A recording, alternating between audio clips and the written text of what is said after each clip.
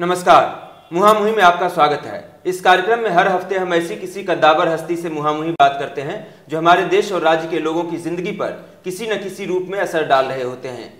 आज हमारे साथ एक ऐसे व्यक्ति हैं जो बहुत कुछ जानते हैं लेकिन दुनिया उन्हें कहती है कि अनजान है।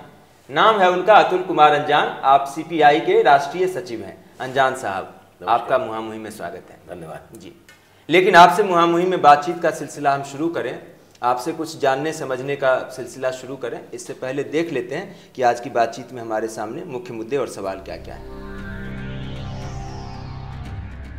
अतुल कुमार अंजान को जो लोग जानते हैं उन्हें पता है कि वो सिर्फ नाम के अनजान हैं, पर हकीकत में जानते बहुत कुछ हैं। साम्राज्यवादी ताकतों के मंसूबों और कम्युनिस्ट पार्टी की नीतियों पर काव्यात्मक भाषा में जब वो लच्छेदार बयान देते हैं तो लगता है कि क्रांति बस अगले ही मोड़ पर खड़ी है। करो ताकि नए रास्ते से बिहार का निर्माण हो सके। ये अलग बात है कि कम्युनिस्ट पार्टियों के क्रांति पुत्र अपना रास्ता भटक चुके हैं और उनमें से कईयों ने हाथ में हथियार लेकर हमारे लोकतंत्र को हाँकना शुरू कर दिया है। हमें उम्मीद है कि अतुल अंजान इस तथ्य से बिल्कुल भी अनजान नहीं है और इस पर वो खुलकर बोलेंगे। अतुल कुमार अंजान लखनऊ में रहते हैं और घोसी से लोकसभा का चुनाव लड़ते हैं। 2009 के चुनाव से पहले उन्होंने अपनी चल अचल संपत्ति महज 40 लाख रुपए बताई, जिसमें 17.5 लाख रुपए का लखनऊ के गोमती नगर इलाके का मकान और बिहार के बांका में खेती की 5 बीघा जमीन शामिल है। निवेश के नाम पर LIC की 2 लाख रुपए की एक पॉलिसी उनके पास अलग से है। सीपीआई ने पिछले दिनों पटना में महाधिवेशन कर AB वर्धन की जगह सुधाकर रेड्डी को अपना महासचिव चुन लिया। अंजान साहब से ये जानेंगे कि सुधाकर रेड्डी ही क्यों और कौन सा फॉर्मूला अपनाकर वो जनाधार खोती जा रही इस पार्टी में नई जान फूकेंगे।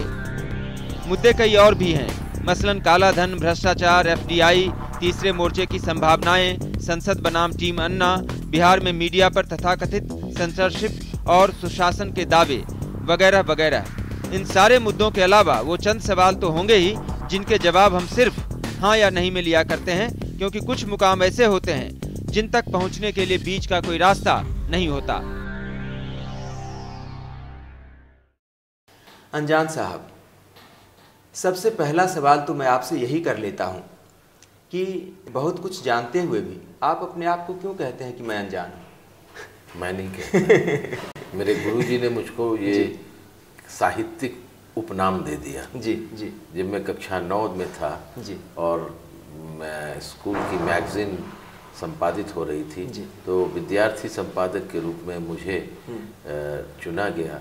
और जब मेरे गुरुजी थे, उनका नाम था स्वर्गीय श्री JN सिंह जी, उन्होंने मेरी कुछ कविताओं को देखने के बाद मेरे नाम के आगे, मेरा नाम था अतुल कुमार सिंह, तो उसके नाम के आगे लगा दिया अंजान। क्या बात। और जब साहित्य में और कविताएं और लेखन और सब करता रहा, धर्मयुग वगैरह में छपती रही, फिर मैं सक्रिय हो गया विद्यार्थी राजनीति में बहुत कम उम्र में। तो फिर बीच में से सिंह गायब हो गया, सब करते अतुल कुमार अंजान हो गया। और जब मैं पार्टी का राष्ट्रीय सचिव चुन के दिल्ली पहुंच गया, तब आप जैसे पत्रकार मित्रों ने नाम को रिदमिक बनाने के लिए उसमें से कुमार गायब कर दिया और अतुल अंजान करना शुरू किया। अभी आपने बिहार में एक बड़ा सीपीआई का महाधिवेशन किया। इस महाधिवेशन से क्या निकला? सिर्फ सुधाकर रेड्डी निकले या और भी कुछ निकला? निश्चित रूप से किसी पार्टी के महाधिवेशन में पार्टी की नए पदाधिकारी चुने जाते हैं। बिहार में एक समय में कम्युनिस्ट पार्टी, भारतीय कम्युनिस्ट पार्टी का बड़ा जनता में दबाव था, लेकिन कई कारणों से, जातिवाद, सांप्रदायिक तमाम कारणों, नवोदारवाद, दौलत, गुंडा, माफिया, संकीर्णताओं ने हमको कमज़ोर किया। और तो फिर हमने इस महाधिवेशन करके बताया कि हाँ, हम कमज़ोर हुए थे, लेकिन बदली हुई सामाजिक राजनीतिक परिस्थितियों ने लोगों को कहा कि 15 साल का लालू जी देखा, 7 साल का नीतीश जी का देखा, सारे अनुभव हो गए, वापस चलो। फिर चले वहीं जहाँ संघर्षों की बात होती थी, जहाँ हमारे ज़मीर पर हो रहे हमले पर हम मचल कर लड़ते थे। हासिल करें न करें ये अभिमान तो रहता था कि हमने जुल्म के खिलाफ अपनी आवाज़ बुलंद की। तो फिर हम जब गए गाँव में, जब गए हम लोगों में, लोगों को हमने देखा कि वो वापस आ रहे हैं, और जिसका प्रतिफलन आपने देखा कि बरसों बाद लाल झंडे ने पूरे पटना को एक नए सैलाब में अपनी उपस्थिति धमाकेदार दर्ज करा करके कहने पर विवश कर दिया कि आज भी भारतीय कम्युनिस्ट पार्टी फिर पुराने तेवर में वापस आ रही है। अनजान साहब, आप जो क्लेम कर रहे हैं, जो दावे आप कर रहे हैं, उसमें कुछ जल्दबाजी हो रही है आप लोगों की तरफ से। आपके पास यहाँ पर सिर्फ एक विधायक है और पिछले 1-1.5 साल में ऐसा कुछ बड़ा बदलाव बिहार की राजनीति में नहीं आया है कि आप यह क्लेम कर सकें कि उस एक को जो है आप 10 या 20 या 50 कर सकते हैं। आपको क्या लगता है कि यह जो एक कम्युनिस्ट पार्टी, कई लोग ऐसा कहते हैं कि एक तरह से बदलते हुए दौर में, जिसको आप न्यू लिबरलिज्म का दौर कहते हैं, उसमें मृत्यु शैया पर पड़ी हुई एक पार्टी है, तो सुधाकर रेड्डी उसको सुधा की, अमृत की, गंगाजल की 2 आखिरी बूंद पिलाएंगे या सचमुच उसको सुधारिष्ट जैसी कोई दवाई देकर फिर से खड़ा कर देंगे? रंजन जी, अच्छा कहा। मैं तो आप कह रहा हूँ कि अगर आप ये कह दें कि हमें आप मणिकर्णिका घाट पर पहुँचा दिए हैं तो मुझे कोई आपत्ति नहीं है। आपका अपना अधिकार है कहने का और मुझे अपनी धमक को कहने का पूरा हक है। सुधाकर रेड्डी जी 2 बूंद पिला देंगे तो 2 बूंद पीने से लकवाग्रस्त लोग अगर ठीक हो रहे हैं तो हमारे संगठन में अगर नई जान फूंकने की, सामाजिक राजनीतिक जीवन को बदलने की ख्वाहिश पैदा होती है तो बदलाव की कहानी शुरू होगी। एक आदमी, एक विधायक है, आपने कहा। मैं आपसे कह रहा हूं कि जो आज अपने को विपक्ष की बात कह रहे हैं, 1984 में इंदिरा गांधी के दंगे के बाद भारतीय जनता पार्टी के लोकसभा में 2 ही सदस्य थे जी। एक आंध्र प्रदेश से जंगा रेड्डी और दूसरे गुजरात से शंकर सिंह वाघेला, जो बाद में कांग्रेस के मुख्यमंत्री हो गए। नंबर पर मत जाइए। हम जाति और बिरादरी, दौलत और समीकरणों के आधार पर उम्मीदवार नहीं खड़े करते।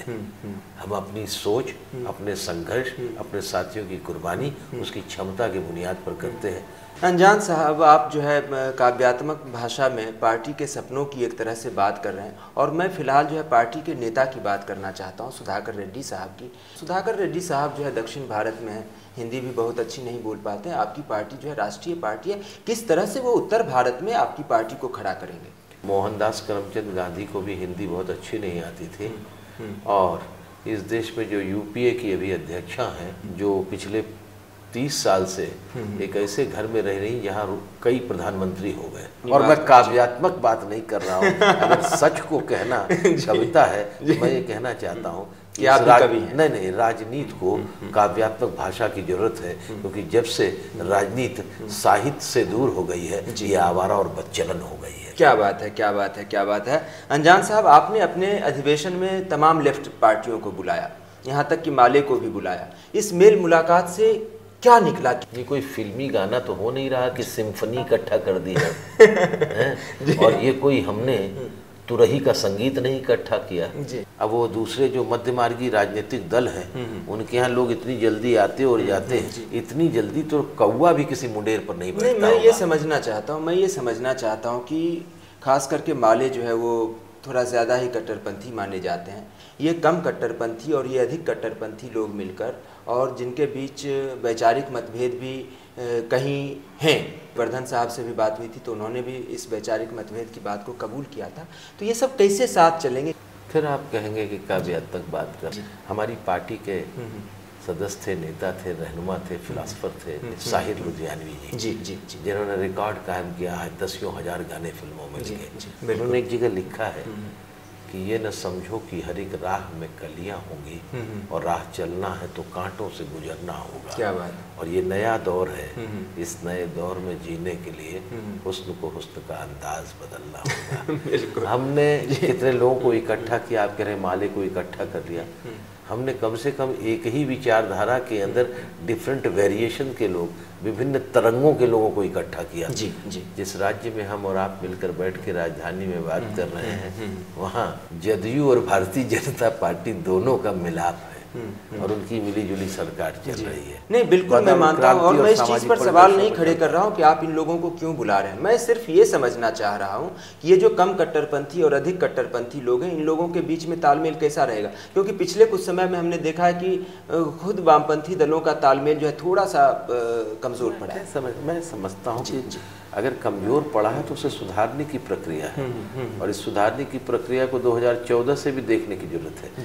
जब पूंजीवादी साम्राज्यवादी मध्य मार्गी राजनीतिक दलों के दो गठजोड़, चाहे वो कांग्रेस के नेतृत्व में यूपीए का हो और भाजपा के नेतृत्व में एनडीए का हो, जब दोनों ही भ्रष्टाचार करके अपने शरीर के तमाम वस्त्रों को उतार करके एक नग नृत्य की नई मुद्रा को पेश कर रहे हों, ऐसे में आम लोगों के सामने एक नए विकल्प की जरूरत है। अनजान साहब, और नक्सलवादियों का क्या करेंगे? वो आम जनता ये समझती है कि वो आप ही लोगों के मानस पुत्र हैं, आप ही के परिवार के लोग हैं जो रास्ता भटक गए हैं। क्या इस अधिवेशन में आप लोगों ने उनको रास्ते पर लाने के लिए कोई चर्चा की, कोई फार्मूला तैयार किया? भारतीय कम्युनिस्ट पार्टी इस देश के वैज्ञानिक समाजवाद की चिंतन धारा की मातृ पार्टी है। हम ही से छिटक कर सीपीएम बना है, माले बना और नक्सलवादी बने और 36 नक्सलवादी दल उसके अंदर बन गए। कहते हैं इस दिल के टुकड़े हुए हजार, कोई इधर गिरा कोई उधर गिरा। क्योंकि आपने काव्यात्मक कह दिया तो मैं आपको काव्य ठोकता रहूँगा। अच्छा।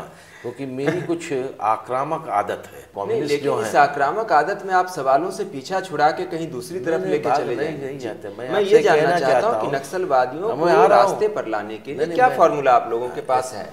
फार्मूला ये है कि उनको कहना पड़ेगा कि सत्ता का जन्म बंदूक की नली से होता है।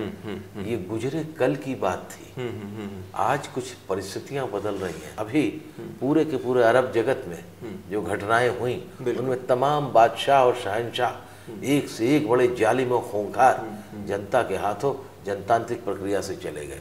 तो जनता को जगाने का काम करो।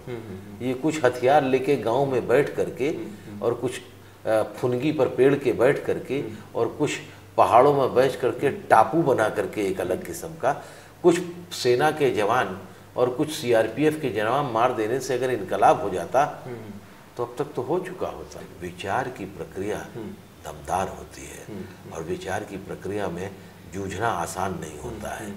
चाय के ऊपर चार दोस्त बनाना आसान है, विचारों का एक हमसफर बनाना बड़ा मुश्किल काम है। लेकिन ये जो विचारों का हमसफर आप बनाने की बात कर रहे हैं, तो इसमें तो पुराने लोग ही आपके साथ हैं, नई पीढ़ी के लोग तो आपसे जुड़ नहीं रहे।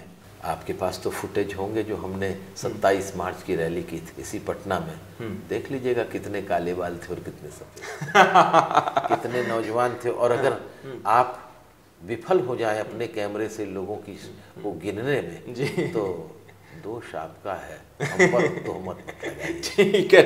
ठीक है। आप जिस अधिवेशन की बात कर रहे हैं, दोबारा से मैं उस अधिवेशन के बारे में एक सवाल और पूछ लेता हूँ। किसानों और मजदूरों की पार्टी ने इस अधिवेशन पर कितने करोड़ रुपए खर्च कर दिए? हमने करोड़ तो नहीं खर्च किए, करोड़ों, लेकिन कुछ लाख खर्च किए। कितने लाख खर्च किए होंगे? 50-60 लाख। 50-60 लाख, इससे ज्यादा नहीं हो सकता है। 10-20 लाख और खर्च के, मैंने अभी हिसाब नहीं लगाया है। जी। मैं सम्मेलन कर रहा था, हिसाब नहीं लगा रहा था जी। लेकिन अगर पारदर्शिता की बात की जाएगी तो हिसाब तो लगाना पड़ेगा। अरे आप क्या पारदर्शी, इस देश के अंदर हमसे ज्यादा पारदर्शी कौन है?